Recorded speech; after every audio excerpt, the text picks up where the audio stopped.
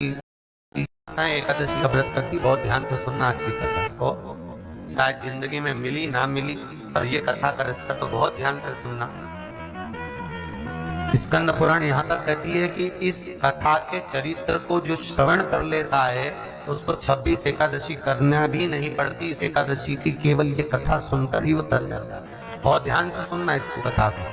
एकादशी के दिन जब आप जल शंकर को चढ़ाने तो रोज ही जाते हैं। जब एकादशी का दिन रहे और शंकर जी के मंदिर में आप जल समर्पित करें तो 3 बार मुख से स्वधा स्वधा स्वधा या स्वधा स्तोत्र का पाठ, जिसमें 12 श्लोक 2-4 हैं। पैसा तो आ रहा है और घर में टिक नहीं रहा। डॉक्टर में, पुलिस में, एक्सीडेंट आदि में, कहीं गलत जगह पर व्यसन में अगर पैसा जा रहा है, जुए में, मांसाहार, मदिरा पान, या कहीं आया पैसा आने में कमी नहीं आ रहा है पर टिक नहीं रहा, रुक नहीं रहा।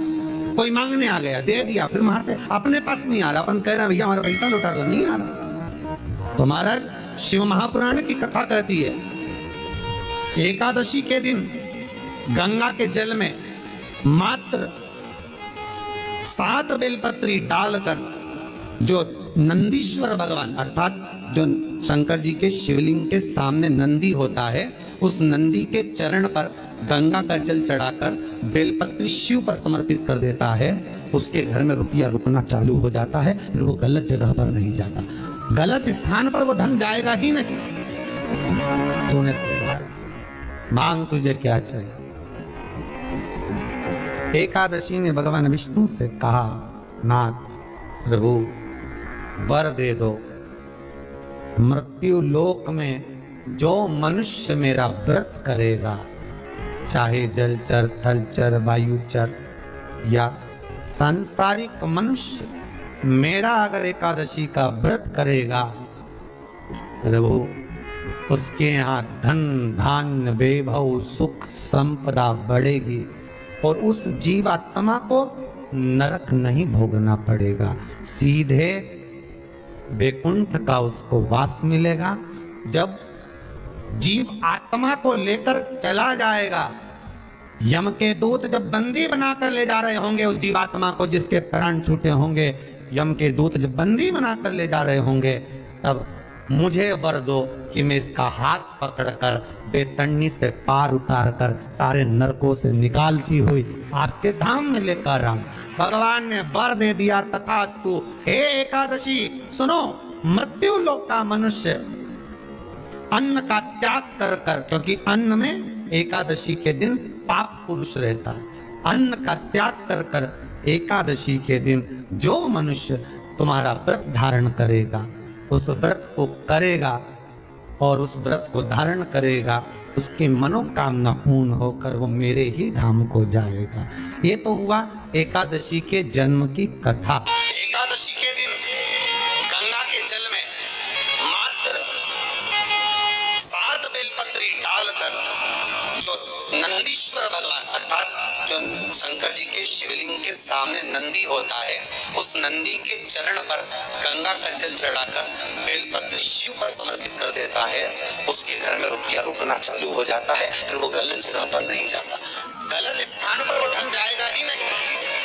बेटा अगर व्यसन में पड़ा हुआ है, मदिरा पान में पड़ा हुआ है, मांसाहार में, जुए आदि में जा रहा है, तुम्हें लग रहा है कि मेरा बेटा गलत मार्ग पर जा रहा है, ये मित्र दोस्ती गलत हो रही है, वो सही जगह पर आ जाए। करना है एकादशी। कई लोग इसको धन के लिए भी करते हैं, संपदा के लिए। संपदा के लिए अर्थात जिसका व्यापार नहीं चलता, जिसके घर में पैसा नहीं आता, या नौकरी नहीं लग रही, या सर्विस नहीं लग रही, आप अप्लाई कर रहे हो, जगह जगह जाकर इंटरव्यू भी दे रहे हो और पैसा नहीं आता, तो उसके लिए भी प्रयास किया जाता है। पर उसके लिए यहाँ पर जो धन के लिए करते हैं, उसके लिए विष्णुपति के लिए करते हैं। जैसे गंगा के जल में तुलसी के 11 पत्ते डाले जाते हैं और उसको किसी भी नारायण के मंदिर में राम कृष्ण शिव शंकर जी, राम कृष्ण भगवान विष्णु, दत्त आदि जितने नारायण के मंदिर है, उस मंदिर में किसी भी पात्र में, एक छोटे से पात्र में उसको भर कर रखी जाते हैं और उससे भी जॉब, सर्विस, नौकरी में सफलता प्राप्त हो जाती है। परंतु वो भी एकादशी को ही होता है। कुछ देर तक पात्र को रखा जाता है, फिर वही पात्र का जल किसी भी वृक्ष के नीचे डाल दिया जाता है, उससे भी नौकरी के लिए फायदा होता है। गंगा का जल कोई साधारण नहीं।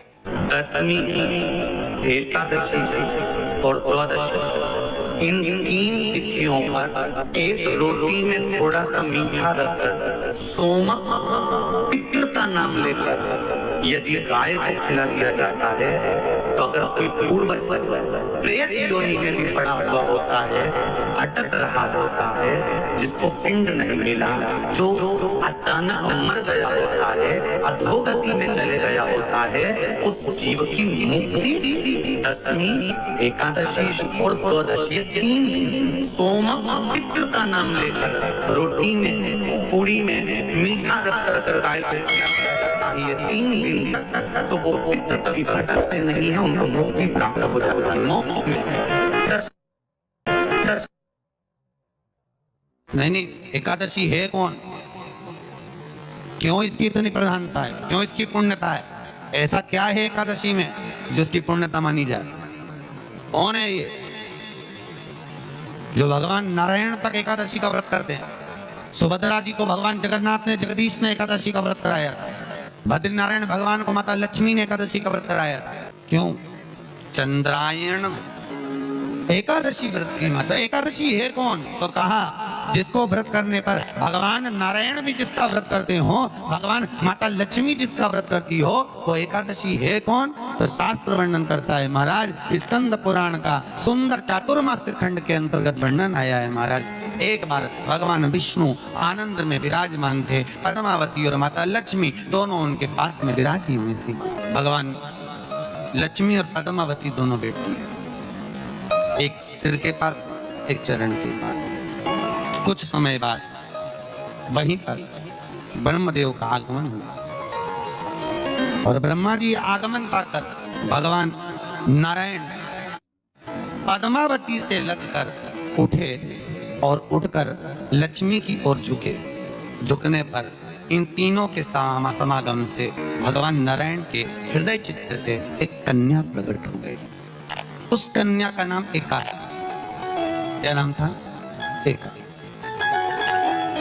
अब 10 उसके गुण इतने प्रबल थे, वो 10 गुण उसके बड़े प्रबल थे कि वो एका जिसको निहारती थी उसको संपदावान बना देती थी,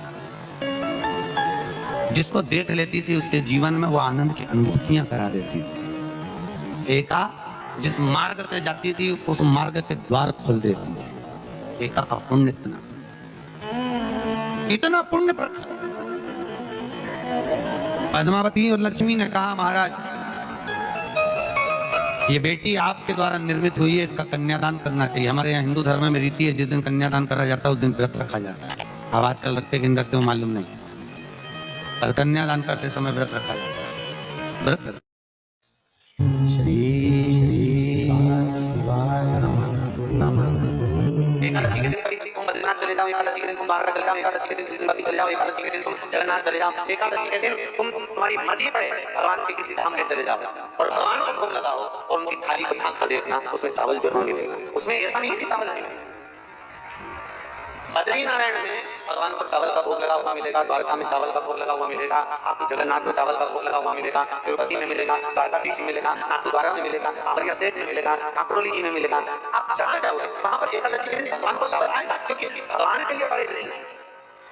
तो काम में डूबा हुआ है, तो आसक्ति में डूबा हुआ है, तो लोभ में डूबा हुआ है, तो वासनाओं में डूबा हुआ है, तो तृष्णा में डूबा हुआ है। और जो माता के गर्भ से जन्म लिया है, एकादशी के दिन चावल उसको नहीं खाना। एकादशी और द्वादशी के दिन हमारे हिंदू धर्म, हमारा शास्त्र कहता है, हमारे शास्त्र हमारे वेद डॉक्टर वर्णन करते हैं कि पीपल के पत्ते को अगर एकादशी और द्वादशी के दिन एक तांबे के पात्र में गला कर रख दिया जाए, उस पानी का आचमन 3 बार करा जाए तो जिसकी नाड़ियां चोक भी हो जाती है, डॉक्टर बोले इसका बाईपास करना पड़ेगा, उसको केवल 3 आचमन पानी एकादशी और द्वादशी को पीपल के पत्ते का कराया जाए तो अंदर की नाड़ियां भी खुल जाती हैं। भगवान का एक नाम है अघोर। ब्रह्मा जी को दर्शन दिया, अघोर मतलब सिद्ध नाम। और बहुत ध्यान से सुनना भाई, बहुत प्रयास कर लिया आपने, कामना सिद्ध नहीं हो रही। 1 लोटा जल, एक जल का पात्र लीजिए, उस जल के पात्र को लेकर उसमें थोड़ा सा लाल चंदन डालकर बेलपत्री के वृक्ष के नीचे और देवादिदेव महादेव को चढ़ाना प्रारंभ करें। उसके बाद में 1 लोटा जल स्वच्छ फिर शिव जी को श्री शिवाय नमस्तुभ्यं बोलकर आपकी कामना कहकर भगवान शिव पर अघोरेश्वर महादेव का नाम लेकर आप चढ़ाना प्रारंभ करिए। बाबा आपका कार्य 3 महीने के अंदर पूर्ण कर देगा सफल। बेलपत्र होते हैं उसकी इसको छेद तो करते नहीं है, सुई से बेलपत्र की डंडी को बांधते जाओ 108 बेलपत्र की माला बनाना और माला बनाकर भगवान शंकर के गले में शंकर के शिवलिंग को जो चढ़ा देता है उसकी मनोकामना भगवान शंकर पूरी कर दे। 108 बेलपत्र की माला बनाकर शंकर भगवान को समर्पित करी जाती है। माता लक्ष्मी ने भगवान विष्णु को पाने के लिए तुलसी की माला बनाकर समर्पित करी, जैसे सती ने शिव को पाने के लिए कामना को पूर्ण करने के लिए। शास्त्र कहता है घर के बुजुर्गों को, घर के बड़ों को, जेठ जेठानी हो, सास ससुर हो, घर में जो तुम्हारी उम्र से बड़ा हो उसको आज पीला फूल या पीली चने की दाल या पीला वस्त्र, कुछ भी पीली सामग्री आज घर के बड़ों को देना चाहिए। क्यों देना चाहिए?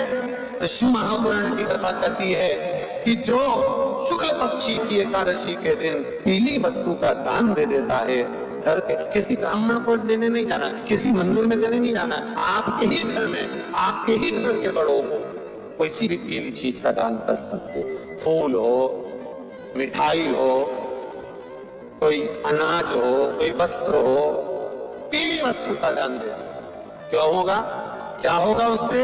शिव महापुराण की कथा कहती है उससे जिंदगी में कभी बड़ी बीमारी प्रवेश नहीं करती। सनातन धर्म कहता है वट वृक्ष की पूजन करने वाला, वट वृक्ष के नीचे शिव की आराधना करने वाला, लोम समर्पित कर जल चढ़ाने वाले का जैसे कर्ज मुक्ति होती है, उसी तरह आंवले के वृक्ष के नीचे मात्र ताजा मिष्ठान दूध का बनाकर उस सामग्री को भगवान आंवले के वृक्ष के नीचे पूजन करने से लक्ष्मी और संपदा की वृद्धि हुई। शमी के वृक्ष के नीचे मात्र ओघड़दानी अवधूतेश्वर महादेव के नाम से, तो कहते हैं शरीर में बड़ी से बड़ी अगर बीमारी है, कहीं कैंसर जैसा रोग है या किडनी लीवर जैसा रोग है, कोई गांठ अगर शरीर में हो गई है, तो शमी के वृक्ष के नीचे दूध का जल थोड़ा सा हफ्ते में 1 बार अवधूतेश्वर महादेव के नाम से समर्पित कर देने से रोग का निवारण होने लगता है, रोग थम जाता है और आगे नहीं बढ़ पाता और उसका इलाज सुख का।